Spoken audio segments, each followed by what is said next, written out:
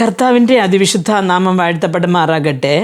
യോഹന്നാൻ്റെ സുവിശേഷം 20-ാമത്തെ അധ്യായം അതിൻ്റെ 27-ാമത്തെ വാക്യത്തിൽ നാം ഇങ്ങനെ വായിക്കുന്നു: നിന്റെ വിരൽ ഇങ്ങോട്ട് നീട്ടി എൻ്റെ കൈകളെ കാണുക, നിന്റെ കൈ നീട്ടി എൻ്റെ വിലാപ്പുറത്ത് ഇടുക, അവിശ്വാസിയാകാതെ വിശ്വാസിയായിരിക്കുക എന്ന് പറഞ്ഞു. തോമസ് അവനോട്, എൻ്റെ കർത്താവും എൻ്റെ ദൈവവും ആയുള്ളവേ എന്ന് ഉത്തരം പറഞ്ഞു.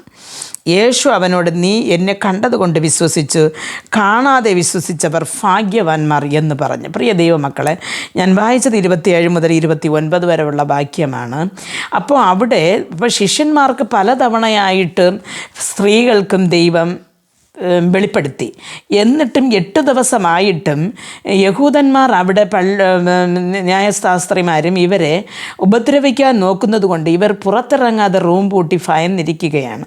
അപ്പോൾ 8 ദിവസം കഴിഞ്ഞപ്പോൾ വീണ്ടും യേശു അവർ പൂട്ടിയിട്ടിരുന്ന ആ റൂമിനകത്ത് യേശു വീണ്ടും പ്രത്യക്ഷനായിട്ട് പറയുകയാണ്.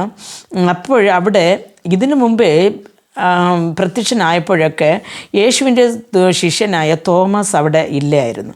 അപ്പോൾ തോമസിനോട് ദൈവം പറയാണ്, തോമസേ, നീ ഇങ്ങോട്ട് നിൻ്റെ വിരൽ നീട്ടി എൻ്റെ കൈകളുടെ ആ ഒരു ആണിപ്പഴൻ്റെ ആ ഒരു ദൂരത്തിലൊന്ന് കൈയിടുക, എൻ്റെ വിലാപ്പുറത്തിൽ നീ ഒന്ന് കൈവിരലിടുക എന്ന്. അവൻ നീട്ടി കൈയിട്ട് കണ്ടു. അപ്പോൾ യേശു പറയുകയാണ്, നീ കണ്ടതുകൊണ്ട് എന്നെ വിശ്വസിച്ചു, കാണാതിരുന്നും വിശ്വസിച്ചിട്ട് ഭാഗ്യവാന്മാർ എന്ന്. പ്രിയ ദൈവ പൈതലേ, ആയതുകൊണ്ട് എനിക്കൊരു ദർശനം കിട്ടിയാൽ തന്നെ ഞാൻ വിശ്വസിക്കും. അല്ലെങ്കിൽ എനിക്ക് എൻ്റെ ജീവിതത്തിൽ യേശു ഒരു അത്ഭുതം ചെയ്താലേ ഞാൻ യേശുവിനെ വിശ്വസിക്കും. അല്ലെങ്കിൽ ദൈവം എനിക്ക് ഇന്ന കാര്യം നടത്തി തരട്ടെ, പിന്നെ ഞാൻ സ്നാനമെടുക്കാം. ഇന്ന കാര്യത്തിൽ കൂടെ നടത്തി എൻ്റെ മക്കളുടെ കല്യാണം കഴിയട്ടെ, പിന്നെ ഞാൻ മാനസാന്തരപ്പെടാം, സ്നാനമെടുക്കാം. ഇങ്ങനെയൊക്കെ പറയുന്നവർ ഒരുപാട് പേരുണ്ട്. പ്രിയ ദൈവ പൈതലേ, ഇന്ന് നിങ്ങൾ ഇത് കേട്ടുകൊണ്ടിരിക്കുമ്പോൾ നിങ്ങൾ ഏത് കരത്തിലാണെന്ന് അറിഞ്ഞുകൂടാ. തോമസിനോട് ദൈവം പറഞ്ഞ ഒരു കാര്യമുണ്ട്, നീ വിരൽ നീട്ടി ഒന്ന് ഇങ്ങോട്ട് തൊടുക എന്ന്. നീ എന്നെ കണ്ടതുകൊണ്ട് വിശ്വസിച്ച്, കാണാതിരുന്നിട്ടും വിശ്വസിച്ചവനാണ് ഭാഗ്യവന്മാരെന്ന്. പ്രിയ ദൈവ പൈതലേ, അത്ഭുതം കിട്ടിയാലും ഇല്ലെങ്കിലും, കാര്യങ്ങൾ നടന്നാലും ഇല്ലെങ്കിലും, യേശുവിൽ ഒരു വ്യക്തി വിശ്വാസം വയ്ക്കുകയാണെങ്കിൽ അതെയാണ് ഏറ്റവും വലുതായിട്ട് യേശു കാണുന്നത്. അത് ആയതുകൊണ്ട് നിങ്ങളുടെ ജീവിതത്തിൽ അത്ഭുതങ്ങൾ ദൈവം നടന്നു തന്നോ ഇല്ലയോ എനിക്കത് അറിയത്തില്ല. നിങ്ങൾക്ക് അത്ഭുതം കിട്ടിയാലും കിട്ടിയില്ല എങ്കിലും ഇന്നു മുതൽ ഈ യേശുവിനെ സ്വന്തം രക്ഷകനായി സ്വീകരിച്ചു കൊള്ളുവാനും ആ യേശുവിൻ്റെ വഴിയിൽ നടക്കുവാനും ആ ഉയർത്തെഴുന്നേറ്റ യേശുവിൻ്റെ സന്ദേശം അറിയിക്കുവാനും നാം മടി കാണിക്കാതെ, മറന്നു പോകാതെ ക്രിസ്തുവിൻ്റെ പാതയിൽ തന്നെ മുന്നേറി പോകുവാൻ ഓരോരുത്തർക്കും ദൈവം കൃപ നൽകട്ടെ. പ്രാർത്ഥിക്കാം.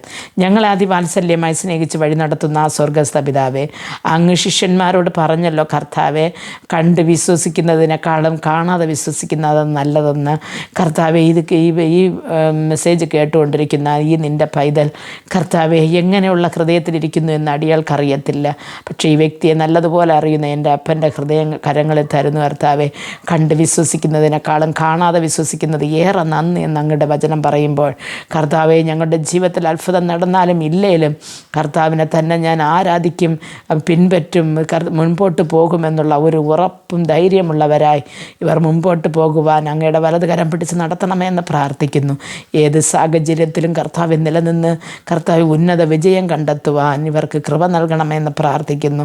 യേശു ക്രിസ്തുവിൻ്റെ നാമത്തിൽ പ്രാർത്ഥിക്കുമ്പോൾ പ്രാർത്ഥന കൃപയോട് കേട്ട് മറുപടി നൽകി തരണം നല്ല പിതാവേ. ആമേൻ.